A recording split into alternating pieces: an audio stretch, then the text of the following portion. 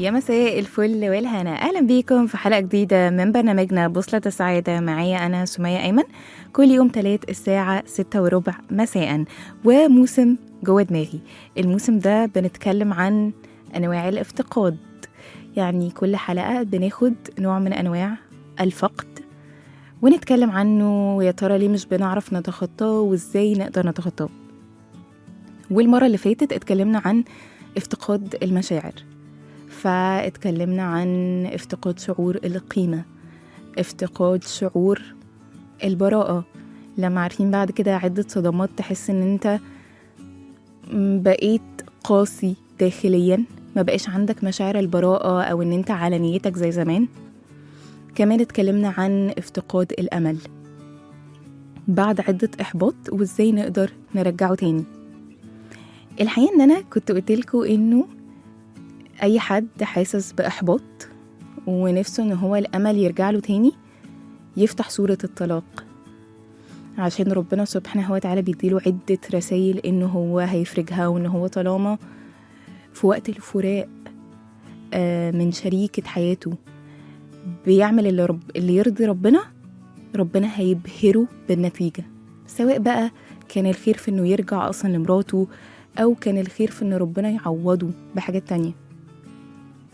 حتى ربنا فيها ادانا رسالة كده للي عندهم ضيق في الرزق، اللي علاقة بالفلوس والحاجات دي، إنه ربنا هيجعل بعد العسر يسر. فأنت عندك بعد العسر في يسر، ومع العسر كمان في يسر.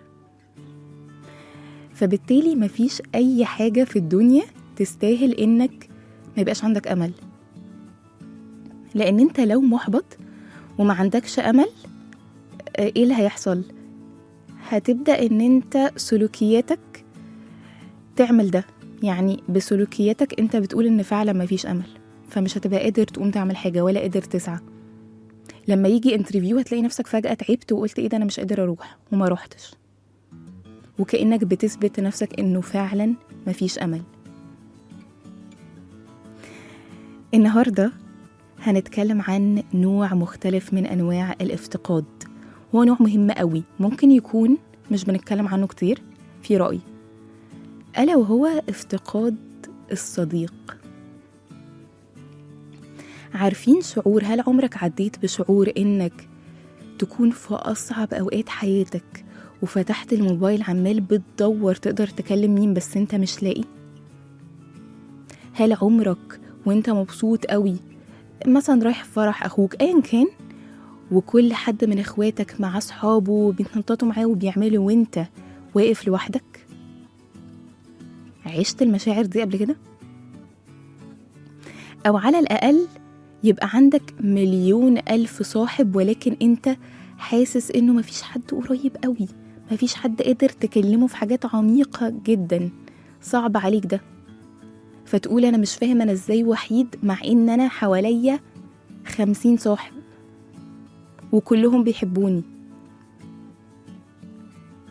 وده اللي هنتكلم عليه النهاردة، لأنه النهاردة هكلمكم إنه فيه 5 أنواع من الصداقة، فازاي نقدر نخلي الأنواع اللي مش قريبة قوي نقدر نجيبها بقى في حتة الشخص، يعني الصداقة العميقة.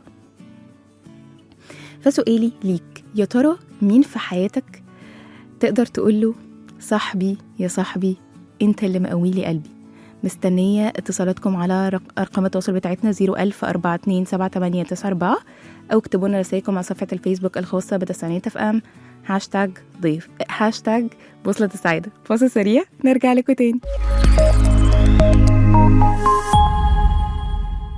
ورجعنا لكم تاني من برنامجنا بوصلة السعادة. معايا أنا سمية أيمن وموسم جوه دماغي، ورحلة النهاردة جوه دماغي عن افتقاد الصديق. فسؤالي ليك، يا ترى مين تقدر تقوله صاحبي يا صاحبي انت اللي مقويلي قلبي؟ وجالي بعض رسائلكم، تعالوا ناخدها. عزة بتقول أمي. جميل قوي، وربنا يا رب يحفظها لك. بس كان عندي كده سؤال داخلي، انه حاجة حلوة قوي انه الأم مش بس تكون أم، تبقى صديقة، ولكن هل ما عندكيش أصدقاء قريبين تانيين؟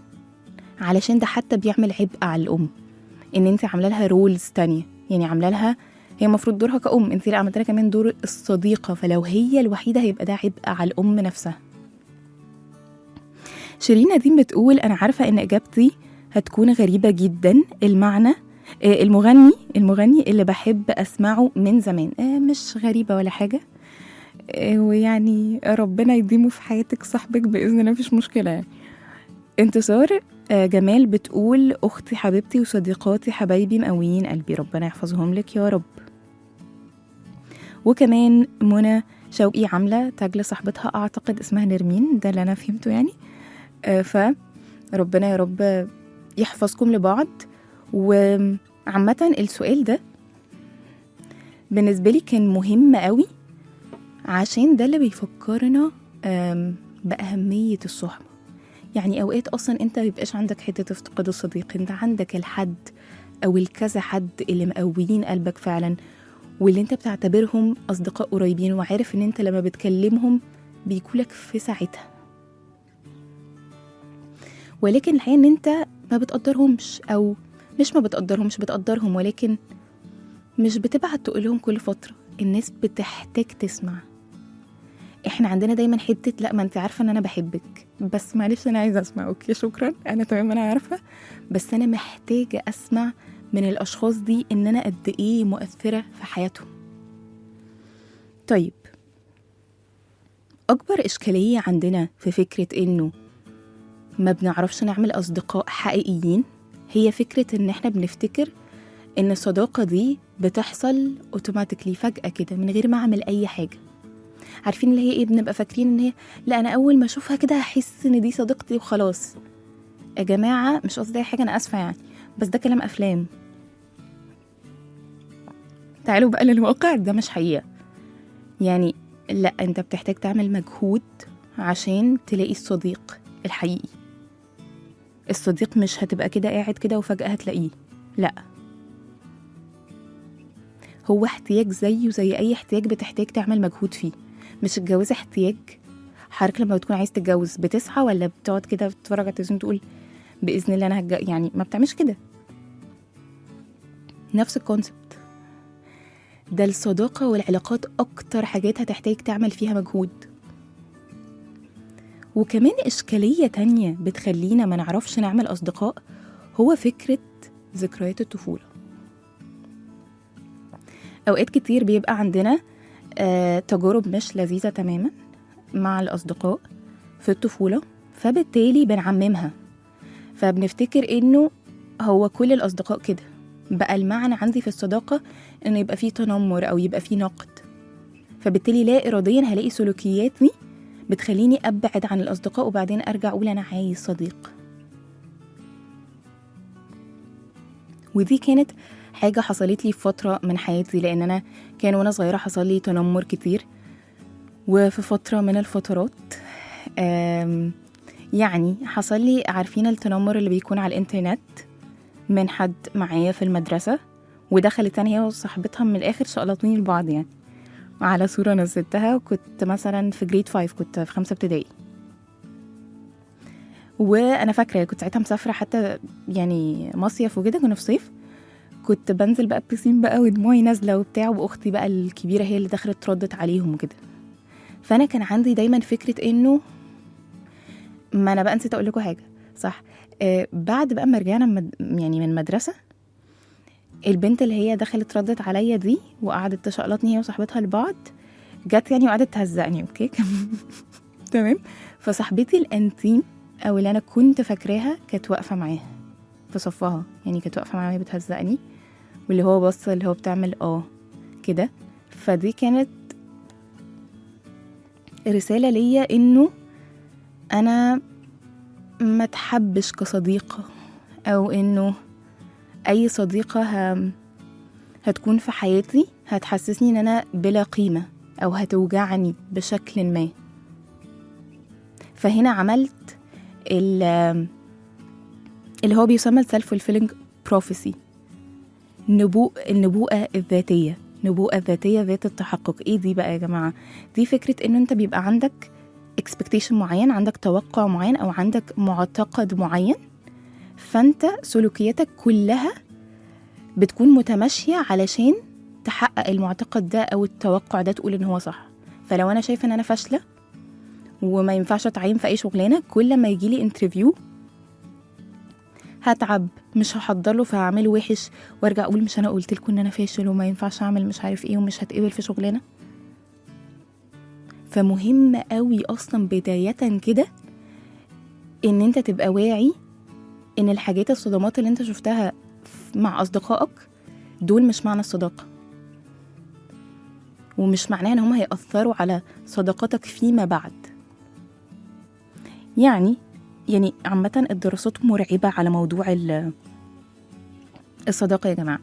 يعني بيقولك إنه الدراسات بتقول إن الصديق اللي بيدعمك ده بيكون بيقلل إن أنت يظهر لك أمراض، عامة بيقلل من درجات التوتر والقلق، بيخليك سعيد أكتر في حياتك، بيخليك أسرع إن أنت تتخطى حوادث أو عمليات كبيرة عملتها. كمان بيبقى فيه فرص أكبر للأهداف لأن أنت عندك حد بيدعمك. كمان الشخص اللي بيبقى عنده تعامل اجتماعي قليل بيقولك إن ده نفس خطورة وكأنك بتشرب 15 سيجارة في اليوم. مين اللي بيقولك؟ العلماء، عشان بس متأكدة إن ده سؤال هيجي في دماغكم. فالعلماء هم اللي بيقولوا أو كأنك مدمن الخمرة أو نفس خطورة عدم لعب رياضة. طبعا أنا عارفة إنه زمانكم بتقولوا إحنا معظمنا بيلعبش رياضة، بس تمام، يعني نبقى نتكلم في الموضوع ده بعدين. فكمان فكرة إنه أنت يبقى عندك تعامل اجتماعي قليل ده بيخلي أو مضر أكتر من السمنة اللي احنا بقى بنقول إنه هي قد تسبب أمراض في القلب وحاجات كتير بشعة. كمان لما عملوا دراسة على الستات اللي عندهم بريست كانسر، عندهم سرطان في الثدي، عملوا على 3000 ست، ولقوا إنه الستات اللي عندهم أصدقاء كتير بيدعموهم كانوا خطورة إن هم يموتوا أقل بكتير. لذلك بيقولك إنه الصداقة الحقيقية اللي فيها دعم دي بمثابة بتنقذك من الموت. طب إيه سمية المشكلة بقى في الموضوع ده؟ المشكلة زي ما قلت لكم إن أنت فاكر إن الصداقة هتجيلك فجأة. فأنا هنا محتاجة أقولك لا، هي مش هتيجي فجأة، وإنه الموضوع بيحتاج استمرارية. أنا هو قدامكم أكبر مثال، قعدت 24 سنة في حياتي بدور على صديقة، وده مش بهزر، يعني مش جاي أهزر معاكم والله، ده حقيقي. 24 سنة في حياتي بدور على صديقة حقيقية. ولعلمكم بعمل بقى، بما ان انا صناعة محتوى كنت بعمل فيديوهات عن الاصدقاء، فبقعد اعمل ابحاث واشوف طب ايه الحاجة اللي تخلي بناء الاصدقاء، يعني تعمل بناء صداقة كويسة وكل الحاجات دي. وكان كل مرة افشل، كل مرة الاقي ان انا يا اما بدي قوي وما باخدش، يا اما شخص انا هي كويسة جدا بس أنا شفت من الأول إن إحنا مش مناسبين لبعض وفي اختلافات كتير، ولكن لأن أنا محتاجة صديقة بدأت إن أنا أبقى معاها. والحقيقة إنه حصل كلاشز كتير قوي جرحتنا إحنا اتنين، حصل خناقات كتير قوي، هي اتظلمت في العلاقة وأنا اتظلمت في العلاقة، وكأننا إحنا الاتنين كنا عندنا غشاوة. يعني كان بيتقال لنا كتير يا جماعة انتوا الاتنين بنتين زي الفل ولكن ما ينفعش تبقوا أصدقاء، بس ما كناش بنسمع. كنت كمان بيحصل لي ايه، كنت وانا مش صغيرة قوي على فكرة، وانا عندي 16 و17 سنة بعزم مثلا كل الفصل بتاعي وقريبة منهم جدا، ولكن الحقيقة انه فجأة الاقي صاحبتي القريبة اللي انا عزماها دي عزمة كل دفعتنا ومش عزماني. وده كان بيحصل كتير قوي. مامتي هي اللي كانت تقعد تتقهر وتعيط وانا كنت قوية جدا وافضل ماسكة في نفس الشخص. ولكن هنا فهمت حاجة مهمة قوي، فهمت انه انا محتاجة اشتغل على نفسي، وان انا عندي حاجة جوايا بتقولي ان انا مستاهلش صديق حقيقي. لما بدأت أشتغل على ده وأروح ثيرابي وأبدأ أحب نفسي وأشوف الحاجات الحلوة اللي في نفسي، اتحقق ده بعد 24 سنة. يعني أنا في أوضتي كده كان عندي 3 أحلام كبار. كانت واحدة منهم إن أنا يبقى عندي صديقة صالحة بحبها وبتدعمني، والحقيقة إن هي لسه الدعاء ده استجاب من سنة واحدة بس. عشان كده الصديقة دي هي اسمها على اسمي، اسمها سمية. لذلك بما ان البرنامج ده جوه دماغي، فهي النهاردة بعد الفاصل هندخلها في مكالمة تكون هي ضيفة، عشان حتى الضيوف اللي هكون يعني بشاركهم معاكم دول جوه دماغي حقيقي وأثروا في حياتي. فتعالوا نروح لفاصل ونرجع نستقبلها. ولكن سؤالي ليك، يا ترى مين اللي تقدر تقوله صاحبي يا صاحبي انت اللي مقويلي قلبي؟ ارقام التواصل بتاعتنا 010427894، او اكتبوا لنا رسائلكم على صفحة الفيسبوك الخاصة بتسانيت اف ام #بوصلة السعادة. فاصل سريع نرجع لكم تاني. ورجعنا لكم تاني من برنامجنا بوصلة السعادة، معايا أنا سمية أيمن، ورحلة النهاردة جوه دماغي عن افتقاد الصديق. وكلمتكم على صديقتي بعد عناء كبير الحمد لله ودعاء ربنا استجاب دعائي، ويعني بقت هي في حياتي. فاحنا معانا هي في اتصال تليفوني. يا مساء الفل. يا مساء الفل، ازيك يا سمسمة؟ الحمد لله، انت عامله ايه؟ الحمد لله كله كويس، انت عامله ايه؟ كله حلو، منوراني. انا اكسايتد جدا ان انا معاكي. انت عارفه انا كمان عايزه اقول لك سمسمه، بما ان بقى هو جوه دماغي فهم لازم يشوفوا العلاقه الحقيقيه، ولكن حاسه ان هم هيتلخبطوا. انا مش عارفه اقول حاجه تانية. بس يعني حاسه ان هم هيتلخبطوا. انت بتقولي سمسمه وانا يا جماعه احنا بنقول نفس الدلع لبعض، ما اعرفش لو احنا عندنا عادي جدا. لو عندنا جزء من النرجسيه يمكن، بس الله اعلم، ان شاء الله خير. طب بصي بقى، تعالي بقى نبدا كده، احنا دردشه عادي يعني كاننا قاعدين في البيت. لا انا معاكي زي واحنا في البيت عادي، انا تمام. بالظبط كده. قولي لي بقى عامه، هل انت يعني كنت بتكلم قبل الفاصل على انه عارفه لما اوقات بتحسي ان انت حواليكي صحاب كتير قوي بس مش حاسه انه في الصحبه القريبه، فانت مش فاهمه انا ليه حاسه بوحده مع ان عندي 50 صاحبه؟ هل عمرك عديتي بالشعور ده عامه؟ يعني مش وقت طويل، بس ممكن فتره صغيره في حياتي كنت حاسه انه او يعني هم موجودين، بس مش حاسه ان انا مفهومه قوي او مرتاحه قوي وانا بتكلم. بس طب تفتكري يعني كان في حد قريب بس مش حاسه ان انا مفهومه مرتاحه بس. طب عرفتي تحليها بعد كده ازاي الموضوع ده؟ اشتغلت على نفسي انا اكتر، يعني حسيت انه ابقى باكسبرس اكتر. لو انا متضايقه انا ابتدي احكي. دايما كنت بسيب اكسبكتيشنز لان الناس ان لو هم يعرفوا لوحدهم انا متضايقه، فاهمه؟ طبعا يا جماعه انتوا محتاجين تعرفوا ان سميه اكتر واحده بتبقى فاكره لو اعرف لوحدك، يعني انت شوف بقى انت هتعمل ايه بس انت كده. طيب حلو جدا. قولي لي برضو حاجه تانية. دلوقتي اليومين دول بيقعدوا يقولوا لك يا بنتي انه الصداقه دلوقتي بقت صعبه ومش عارف ايه وبتاع، فتفتكري هي فعلا الصداقه دلوقتي في جيلنا بقت صعبه او ما بقتش موجوده بشكل حقيقي، ولا احنا اللي بيبقى عندنا صدمات فخايفين نفتح قلبنا؟ حاسه انه الاثنين، يعني حاسه ان هي بقت صعبه عشان الحياه بقت اسرع وكل حد عنده شغل وعنده حياته وكده. فساعات بحس انه لا، يعني بقت صعبه ان انت بقى تقدري تدي لحد من وقتك وكده. وبرضو انه احنا بقينا بنخاف ان احنا يعني ندي حد سبيس قوي او كده. دي حقيقة. هو فعلا انا بحس انه الصداقة دلوقتي بقت صعبة عشان الحياة بقت سريعة قوي. بالظبط.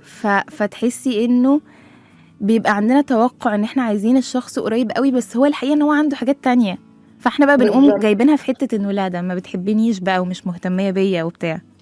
فممكن حتى نقول ان دلوقتي بقت مش الصداقة صعبة بس الحفاظ عليها صعب. صح جدا. يعني ان مش هي نفسها صعبة، لا عادي ممكن يبقى عندك اصحاب، بس ان انت تحافظي على حد ان انتوا تبقوا قريبين، هي ده اللي تشالنج بقى دلوقتي، ان كل حد بيبقى متوقع انه التاني لازم يدي اكتر ويبقى بيسأل، فبقت اصعب من الحتة دي، بس موجودة، بس بقت الحفاظ عليها هو اللي صعب اكتر. دي حقيقة، يعني محتاجة مجهود اكبر، صح؟ بالظبط دلوقتي. حلو قوي. طب هقولك برضو حاجة تانية، هل انت شايفة انه يبقى عندك صداقات كتير مش قريبين دي حاجة عامة مهمة في حياة الإنسان؟ يعني حتى لو انت عندك 2 3 قريبين، بس انت شايفة بقى انه الصداقات اللي هي عارفة بيبقوا common friends اللي هو مش قريبين قوي دول، بس اللي هو في حاجات ما بينكم common بتتقابلوا أوقات بس مش كتير، هل انت شايفة ان وجود الصداقات دي بتبقى مهمة؟ انا بشوفها مهمة جدا جدا، عشان يعني بحس ساعات ان دي اللي بتحافظ على الصداقات القريبة. يعني بحس ان الناس اللي مثلا عندها شخص او 2 قريبين وما عندهاش ناس اللي هو مش قريبين قوي بس صحابها، بحس دايما ان هي بتحط على القريبين ستريس اكبر. بس لو هي عندها ناس كتير مش قريبة، بالعكس بحس ان ده مفيد. انه لو صحابك اللي مش قريبين قوي مش معاكي الفترة دي، فانت مثلا عندك ناس اللي هم مش قريبين قوي، فانت تمام. فبالعكس بحس انه يبقى في ناس صح، مش قريبين قوي دي مهمة جدا. دي حقيقة جدا. يا بنتي تعالي درسي علم نفس، لان احنا كان فعلا الكتب اللي بقراها النهارده والله بتقول كده، ان انت ايه ده بجد؟ واو. والله ما تحطيش عبء على صح، القريبين قوي، فمحتاجة يبقى عندك ناس تانية مش عشان بالظبط، لان حاجة. انا بلاحظ ده في مم. الناس اللي حواليا اللي عندهم حد او 2 بيبقوا منتظرين بقى منه طول الوقت هو كل حاجة. بس لو عندك اكتر من حد بالعكس، يعني علاقتك بالحد القريب ده بتبقى مرتاحة اكتر بكتير. دي حقيقة، لأنه هو حتى يعني كان علم نفس بيقول كده، إنه فكرة إنه الحياة فيها تغييرات طول الوقت، فاهمة؟ فصاحبتي دلوقتي اتجوزت وبعدها بشوية خلفت، فاهمة؟ فكل الحاجات فانا دي عندي واحده صاحبتي تانية من الجامعه، عندي واحده زميلتي في الشغل، عندي حد من مدرسه. بالعكس بالظبط، بتفرق طبعا. دي حقيقة جدا. طيب تعالي بقى ندخل يا جماعة تشوفوا علاقتنا أكتر قريبة أكتر كده. قوليلي ده بوينت هنعمل تيست سريع كده. يلا بينا. بصي قوليلي، طيب ايه اكتر موقف ما بيننا يعني حسيتي بعديه ان احنا قريبين، او حسيتي انه هي دي، فاهمه يعني؟ حسيتي هنا ان احنا قربنا، فاهمه قصدي؟ هو ما كانش موقف قوي، هو كان يعني المره اللي فتحنا فيها قلبنا قوي. يعني انا فاكره قعدتنا وفاكره اليوم بكل الديتيلز بتاعته. انه في يوم كده احنا الاتنين اكلناها في نفس الوقت، قررنا ان احنا نحكي كل حاجه. فمن بعد وما يبقاش فيه بقى اي لايرز خالص، فحسيت انه من بعديها هنا ان احنا بجد بقينا قريبين قوي من بعضنا. خلاص بقى قلت كل حاجة. ايوه خلاص انا بقيت مفضوحه يا جماعه، خلاص انا بالظبط قلت قديم وجديد وكله. فمن بعديها يعني لما انت عملتي كده وانا في نفس الوقت عملنا كده في نفس الوقت بالظبط من غير ما نكون قاصدين، ساعتها حسيت انه لا، من هنا ان احنا قريبين قوي. حلو قوي. طب تفتكري ايه اكتر، انا عامه عندي اجابه بس عايز اشوف انت هتقولي ايه اكتر فرق ما بيننا بيكملنا، يعني حاجه احنا مختلفين فيها بس بنكمل بعض فيها؟ اكتر فرق ما بيننا بيكملنا مختلف. بصي احنا شبه بعض في حاجات كتيرة، بالعكس بحس ان دي مريحانا. بس بحس انه اكتر فرق بيننا بيكملنا انه وقت لما انا بكون بفكر كتير قوي ودماغي فيها مليون حاجة، بحس ان انتي ساعتها بتعرفي تكوني انتي الهادية اللي بتسمعي اكتر كده. ونفس الوقت العكس، لما انت بتكوني انت اللي عايزه يعني كده وفي دماغك بقى فيها افكار كتير قوي، ساعتها بحس ان انا بعرف اكون الشخص فبحس انه بالعكس ده الفرق يعني. حلو قوي. انت عارفه بقى ان انا شفت برضو فرق تاني، انه انت بيكون عليكي صعب ان انت عامه تواجهي لو انت متضايقه، بس بحس ان انا بشجعك من كتر ما انت بتلاقيني عادي، اللي هو سمية انا اتضايقت من كذا كذا كذا. انا بتعلم منك الحته دي فعلا. دي حقيقه. وبحس بقى حاجه مهمه قوي برضو، انه يعني لما انا ببعتلك بكون قايله لك انه انا فاهمه ان ده طبعا من غير قصدك، او انا فاهمه انت بتفكري ازاي، بس انا محتاجه الشيء الفلاني. فحاسه ان ده برضو بيكون مهم قوي، لان اوقات في ناس ده مختلف بينا فعلا، انت بتعبري اكتر وانا ايوه مش بعبر. بحس بقى برضو مهم قوي طريقه التعبير، لان في ناس فاهمه بتدخل تلوم كده، فبيكون فيها جادجمنت، بيكون فيها اللي هو احكام. انما انا دايما بكون عايزه افهمك ان انا متفهمه ان انت يستحيل تفكري فيا بطريقه وحشه، او انه فاهمه ان انت قصدك انا متاكده عمره ما يكون وحش. بحس ان ده مهم قوي عامه، واحنا بنطلع فعلا مختلف ما بيننا، بس انا بقيت بتعلم منك في الحته دي بصراحه اكتر. شكرا. طب بصي بقى قولي لي، طيب تفتكري اكتر حاجه او في حاجه عامه في علاقتنا نفسك او في صداقتنا نفسك تغيريها؟ لا خالص. ممكن اوكي اغير حاجات في شخصياتنا احنا بنعملها نفسي نبطل نعملها في الدنيا، بس في صداقتنا لا. ما تفضحيناش بقى، خلينا ماشي يعني بعدين ممكن بقى. ابقى بالظبط نغير حاجات في شخصياتنا، بس في صداقتنا لا خالص ولا بالظبط. حاجه. معلش يا جماعه مش هندخلكم نغير ايه في شخصياتنا، مش دي حاجات هقول بعدين ما بقى. تخافيش. ماشي. طب قولي لي، طب شايفه بقى ايه اكتر حاجه ساعدتنا عامه او ساعدت صداقتنا تبقى فاهمه هيلثي، تبقى صحيه عامه؟ بحس انه يعني انه احنا الاتنين جافرز اكتر، بحس انه ده بيساعد قوي. يعني بحس انه من اكتر الحاجات اللي بتساعد في ريليشن شيب مثلا بين الصحاب او كده، انه يبقى كل حد بجد دايما حاسس ان هو اللي عايز يدي التاني اكتر ويسمع. بحس ان احنا كده قوي طول الوقت، بس صح. بحس انه العلاقات اللي بيبقى فيها العكس، ان طول الوقت حد هو بس اللي عايز ياخد وطول الوقت عايز يبقى هو كده، دي بتبوظ يعني. فحاسه انه من اكتر الحاجات اللي ساعدت علاقتنا انه احنا الاتنين فينا الحته دي قوي. دي حقيقه. وفي بقى بما انك انت قلتي حاجه عندنا كواليتي تايم برضو صح. مظبطينه دايما، فبحس ايوه ان ده برضو بيخلينا طول الوقت ابديتد كده بالحاجات ومش بنغيب عن بعض كتير. فبحس بالعكس ان دي من اكتر الحاجات اللي دي حقيقه بتساعد. جدا. انا برضو مقتنعه بكده جدا يا جماعه، عشان تبقوا فاهمين. يعني احنا فجاه كده قررنا ان احنا في يوم معين اوقات بنغيره لما بننشغل يعني. بس هو بيبقى مثلا يوم الاربع مثلا، فاحنا متعودين ان احنا كل يوم اربع احنا هنقعد مع بعض وبقى نشوف بقى اللي حصل في الاسبوع بقى والدنيا. أيوة. فلما دي بنقعد صراحة من اكتر الحاجات لما اللي بنقعد بتساعد. اسبوعين ما بنتقابلش، ده بيكون موضوع كبير. ده الغريب بقى. بالظبط كده.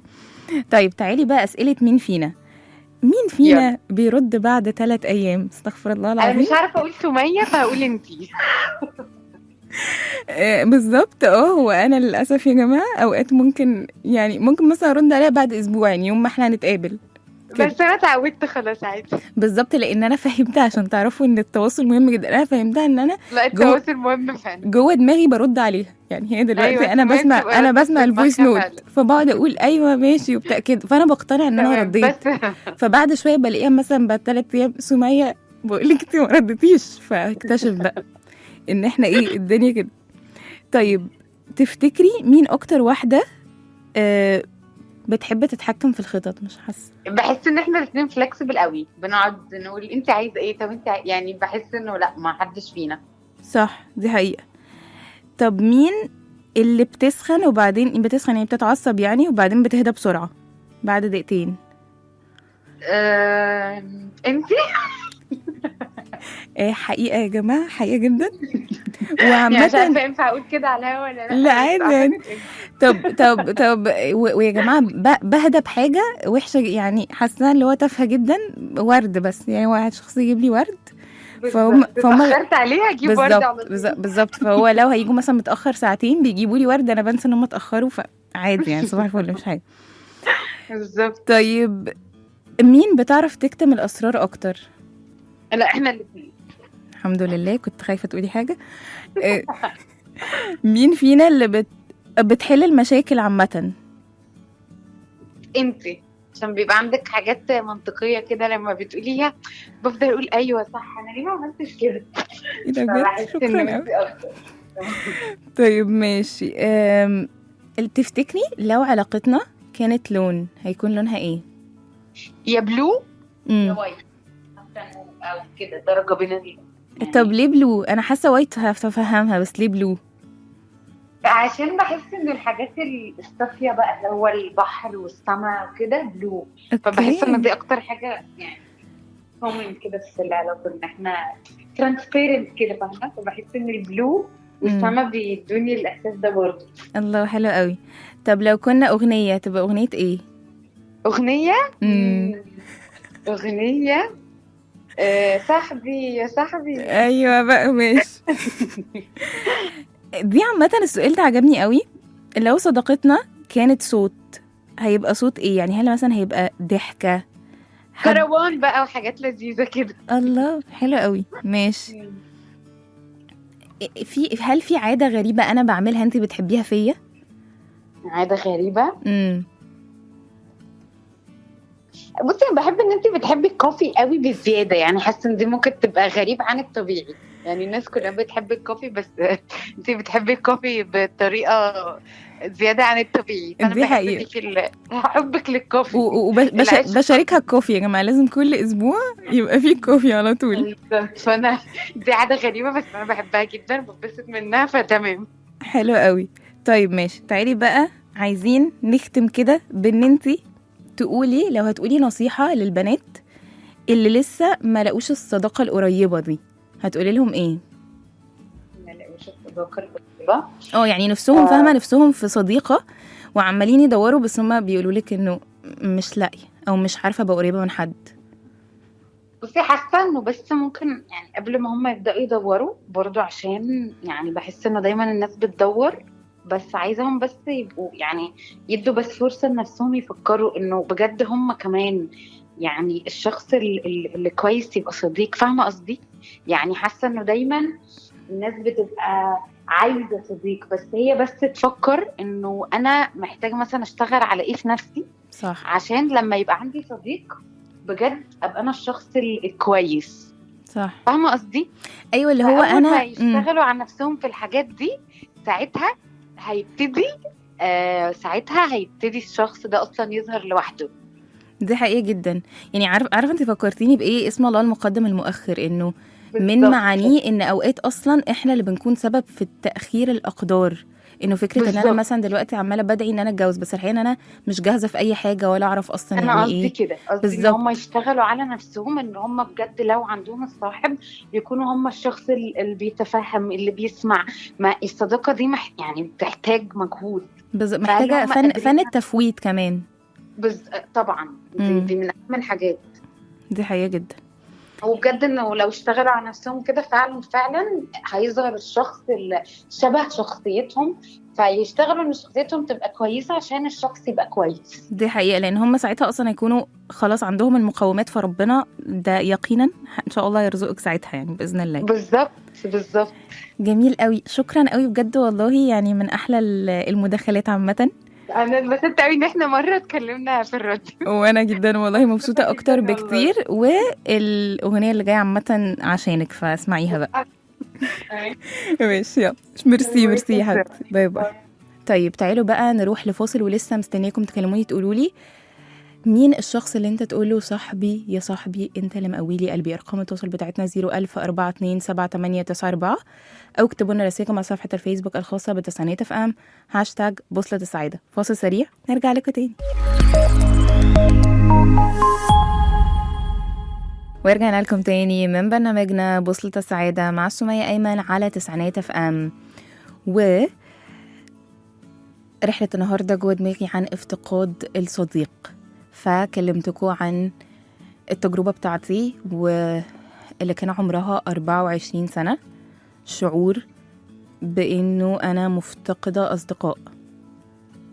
وعمري ما هنسى يعني المشهد ده لما في عزا جدي الله يرحمه، كنت يعني كل أحفاده اللي هما بقى ولاد خالتي وإخواتي وكل حاجة، كل أحفاد جدي الله يرحمه معاهم صحابهم، وأنا الوحيدة اللي كنت زعزوعة كده.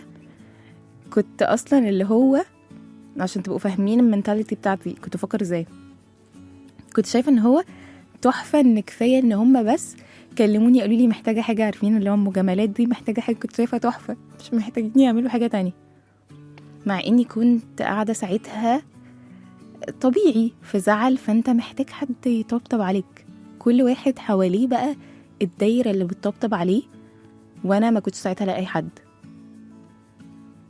ولكن زي كده ما سمية صاحبتي عشان تعرفوا اني كانت بتقول لكم انه فعلا طول ما انت بتعمل مجهود وبتشوف ايه الحاجة اللي يعني محتاج تصلحها عشان تبقى صديق صالح، خلاص ساعتها ما فيش اسباب ان ربنا ما يرزقكش، فهيرزقك يقينا. تعالوا بقى ندخل شوية علم النفس عن الصداقة، عشان يبقى أيوة دخلتكم جوه دماغي، ولكن كمان اديتكم بعض الدراسات وبعض النصايح اللي انتوا ممكن تمشوا عليها عشان بإذن الله قريب كل حد فيكم مفتقد صديق يبقى عنده صديق قريب. أول حاجة إن الصداقة فيها حاجتين مهمين جدا جدا، يعني هما دول اللي بيعملوا الصداقة. الانتمسي. ايه الانتمسي ده؟ اسمها القرب والمشاركة. فاكرين لما سمية كانت بتقول هي حست ان احنا قريبين امتى؟ لما كل حد فينا طلع اللي جواه. عمري ما كنت بفهم البوستات اللي بتنزل دي تقولك قعدتي مع صاحبتي كأنها ثيرابي سيشن. مش فاهمة ايه يا جماعة، لا عمري ما فهمتها كده، لحد ما فعلا كنت مع صديقة قادرة أحس معاها بالأمان الكافي. تاني حاجة الكونسيستنسي أو الاستمرارية. ما تضحكوش على نفسكم وتقولوا إنه إحنا صحاب جدا مع إن إحنا بنشوف بعض من السنة للسنة.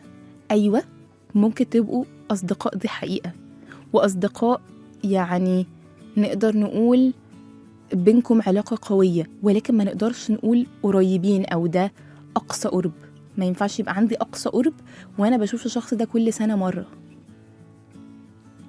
ولكن ده مش معناها إنه الصداقة بأقصى قرب مش هينفع تبقى موجودة لو في مسافة. لأ، ما أنا ممكن كل يوم أو يعني كل أسبوع نبقى بنقعد نتكلم أو نعمل فيس تايم لمدة ساعة أو ساعتين. ده هنا عادي تبقى بمثابة طبعا علاقة قريبة جدا. فبالتالي لو هتيجي تحكم على أي صداقة أو عايز تبنيها، أعرف إن أنا محتاج أعمل حاجتين: استمرارية، وده بيبقى عليك أنت. بعد أما علاقة الصداقة بتتبني، ببدأ بقى خلاص نبقى كده عندنا وعد، مثلا إحنا كل يوم 4 حتى لو مش هتشوفوا بعض، كل يوم 4 في مكالمة لمدة ساعة كل واحد فيها بيحكي، حتى لو مفيش حاجة تحكوها، بتدردشوا أي كلام. فهنا حصل فيها الاتنين، في استمرارية، ودي اللي بتعمل القرب، لأن انتوا بتشاركوا حاجات مع بعض. في 5 أنواع للصداقة هقولها لكم على حسب القرب. فأول حاجة هقولها دول اللي هما بيبقوا أقل قرب تماما، اللي بيسموا contact friend. صديق يعني بتتعامل معاه ولكن مفيش استمرارية قوي، يعني مش بتشوفه كتير، وحتى الشيرنج، فكرة انت بتشارك معاه حاجات بسيطة قوي. فبالتالي مثلا let's say انت بتروحي يوجا مثلا، ففي شخصيات بتشوفيها في اليوجا، فبتشوفيها بتتكلموا، بتحسي ان انت يعني مش لوحدك عشان الشخص ده موجود، ولكن يعني معظم كلامكم بيبقى عن اليوجا، عن الجيم. ولو في وقت من الأوقات حد فيكم بطل يروح اليوجا، مفيش علاقة برا تانية، خلاص علاقتكم أو صداقتكم ماتت هنا. دول بيسموا الكونتاكت فريندز. فهنا ما بيكونش في توقعات، لأنه مش دي الشخصية اللي أنا هبقى مستنية إنه هي تحتفل بعيد ميلادي أو أعزمها في حفلة معينة أو كده. فبالتالي هي بس علاقة، وهي مهمة على فكرة. ليه؟ لأن زي ما أنا قلت لكم، أنا حاسة بأمان وأنا داخلة المكان ده عشان صاحبتي دي موجودة. مش لازم ساعتها إن هو يبقى فيه استمرارية عالية. يعني مثلا إحنا مثلا اليوجا دي بروحها كل أسبوع، حتى لو كل أسبوع، بس كل أسبوع ساعة، وبقعد بس يا دوب مثلا بسلم عليها وبتاع وخلاص. فبالتالي ده مهم، لأن ده إحنا عندنا فطرة واحتياج لأن أنت تحس بأن أنت مش لوحدك. فالنوع من الأصدقاء ده مهم، رغم أنه زي ما قلت لكم هو ده يعتبر أقل قرب، أكتر واحد قليل. بعدها بيجي الcommon friends أو الأصحاب المشتركة. الcommon friends دول ممكن برضو تكون بتشوفهم زي ما قلت لكم في اليوجا أو في أي حتة مثلا بتروحها كل أسبوع. كان مثلا بنتكلم على شخص بيروح الكنيسة مثلا، فالأشخاص اللي بيشوفها في الكنيسة، مسجد، فالناس اللي بيشوفوا بعض في المسجد مثلا لو في قعدة أسبوعية وهكذا. فبالتالي هم هنا بقى بيكون في كلام أكتر. يعني بمعنى إيه؟ أنا دلوقتي بروح مع صاحبتي دي اليوجا وبشوفها وبنتكلم في زي ما قلت لكم في اليوجا والحاجات دي، ولكن بعدها قلت لها إيه، ما تيجي ننزل نقعد تحت في كافيه حلو قوي، ننزل نقعد ساعة كده. فبالتالي الشخصية دي بقت أقرب من اللي فاتت، لأن اللي فاتت أنا لا ما بشوفهاش بره المكان ده. إنما الصحاب المشتركين دول بيكونوا برضو ليهم علاقة بمكان وبزمان. يعني مثلا أنا بروح الحتة دي أسبوعين فبشوف الشخص ده بس في الحتة دي، ولكن العلاقة اتطورت إنه أوقات بننزل مثلا كل أسبوع الكافيه اللي تحت الجيم نقعد مع بعض. وده بيكون مهم قوي. ليه مهم؟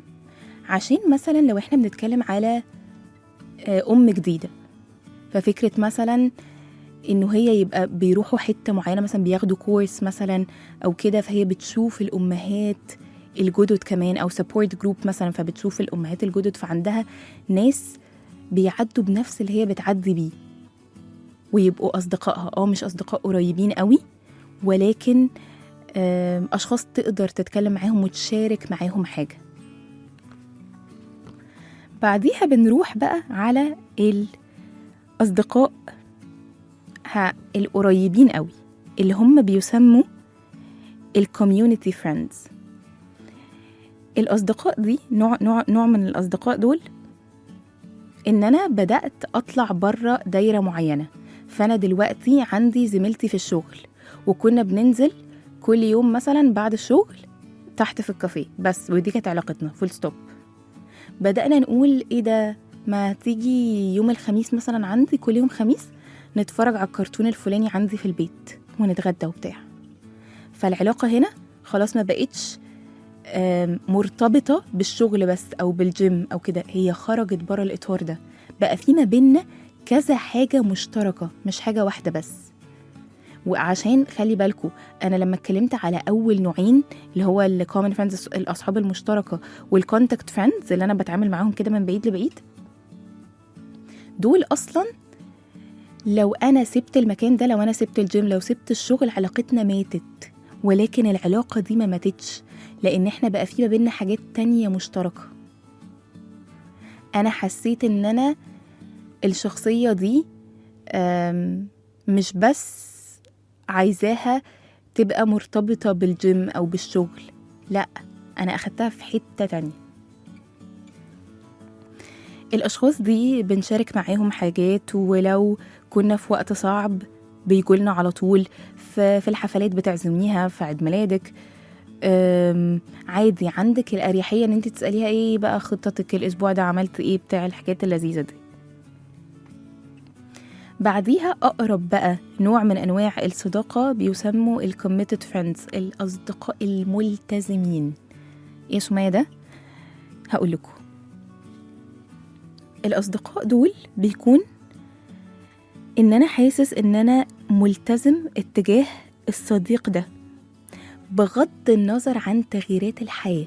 اتجوزت، خلفت، سبت الشغل، عملت حادثة، تعبانة، أيا كان التغيير، الصديقة دي أنا حاسة طول الوقت إن أنا ملتزمة بيها، باخد من وقتي علشانها.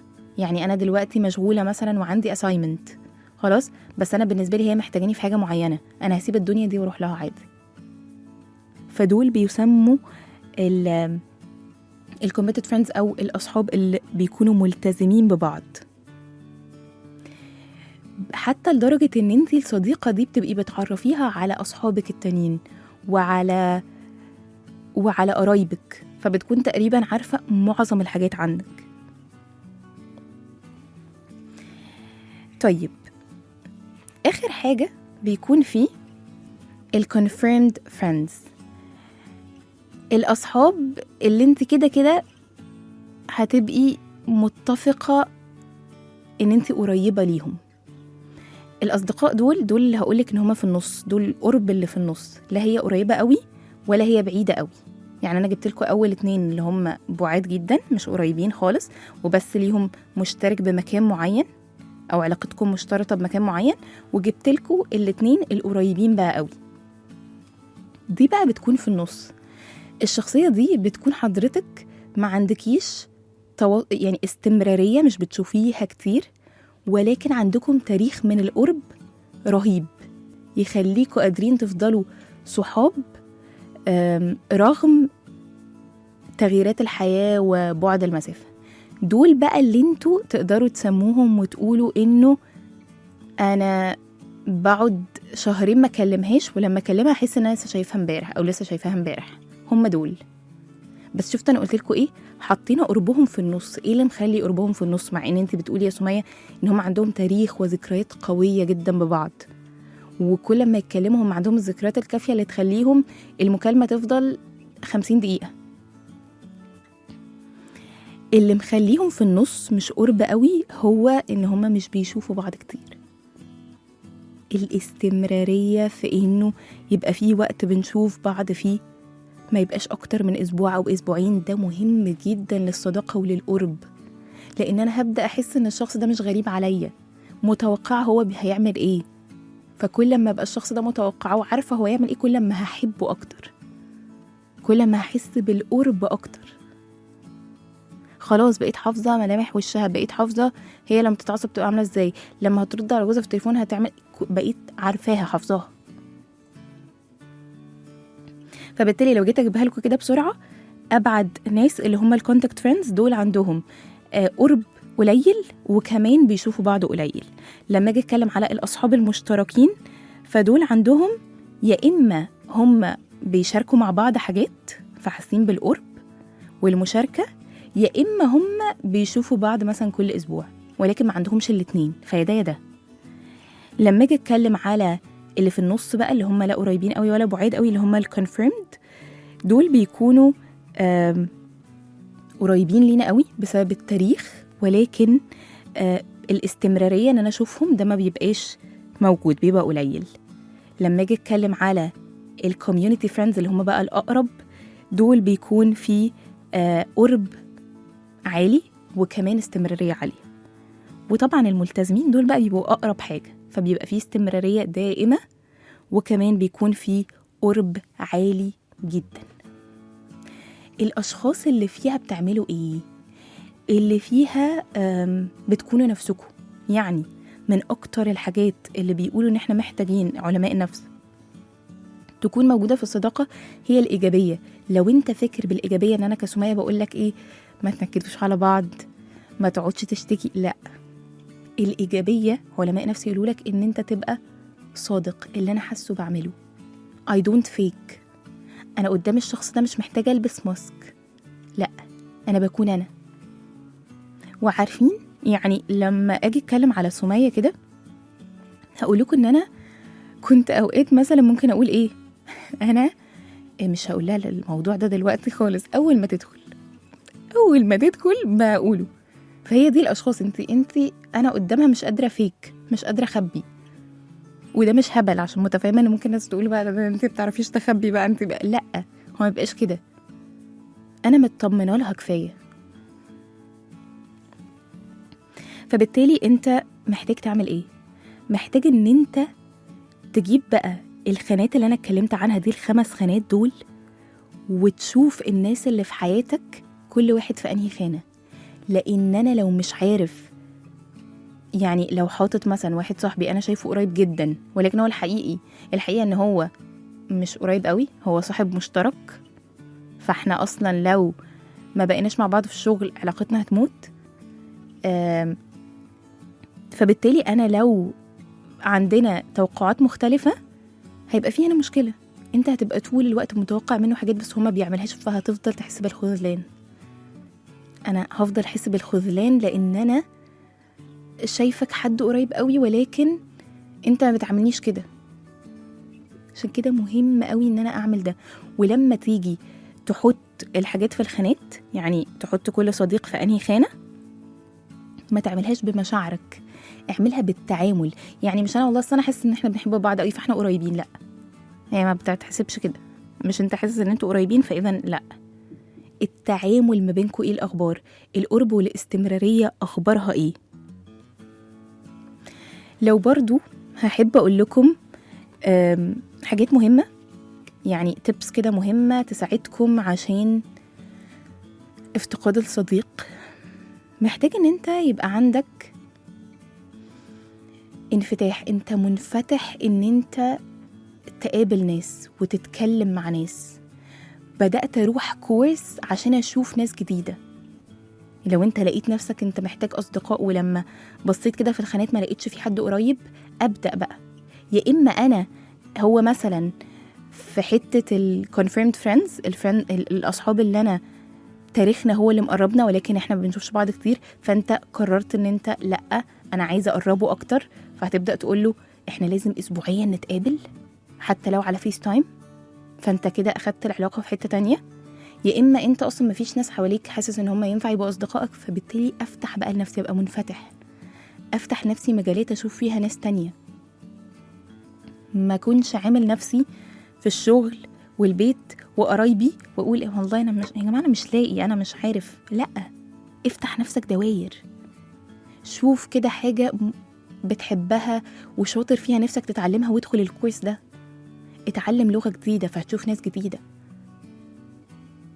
فأهم حاجة فكرة الانفتاح، وفكرة ان انت تتعلم تتعاطف مع غيرك، دي من أهم الحاجات.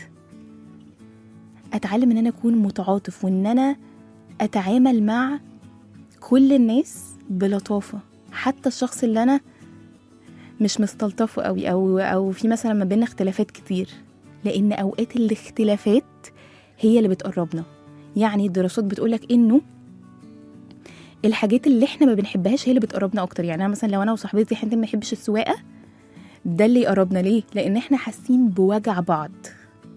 لو احنا الاتنين متطلقين هتلاقي ان احنا ايه، احنا الاتنين في كده حسينا ببوند. ودي كانت بعض النصايح اللي انا حابه اقولها لكم عشان موضوع ان انتوا تبنوا الصداقات. استنوني في حلقات تانية من برنامجنا وصلة السعادة مع سمية أيمن على 9 FM كل يوم 3 الساعة 6:15 مساء، ورحلة جديدة جوه دماغي. يومكم جميل.